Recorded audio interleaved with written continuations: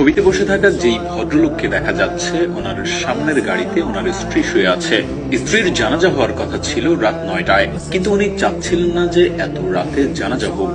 মৃত মানুষকে যত দ্রুত সম্ভব কবর দেয়া ভালো, এই ব্যাপারটা মাথায় রেখে কাউকে বলতেও পারছিলেন না যে ওকে আরো একটু থাকতে দাও আমার সামনে, আমি এখন ওকে বিদায় জানাতে প্রস্তুত না। এমন মুহূর্তে ওনার ছোট ছেলেটি হয়তো বাবার মনের ভাষা বুঝে ফেলেছিল। তারপর পরিবারের সিদ্ধান্ত হলো জানাজা হবে সকালে। আরো কিছুটা সময় যেন স্ত্রীর পাশে থাকতে পারেন এই মানুষটি, যে সারা জীবন ভালোবেসেছেন এবং মৃত্যুর পরেও স্ত্রীকে একা ফেলে যেতে পারছেন না। সবাই চলে গেছে, রাতে কেউই পাশে নেই, কিন্তু ভদ্রলোক গাড়ির পাশে বসে আছেন চুপচাপ, যেন স্ত্রীর সাথেই কথা বলছেন। কোনো শব্দ নেই, কোনো কান্না নেই, শুধু একা নীরব সঙ্গ। তিনি যেন বলছেন, তুমি নেই জানি, কিন্তু আমি আছি, আমি এখনো তোমার পাশে আছি।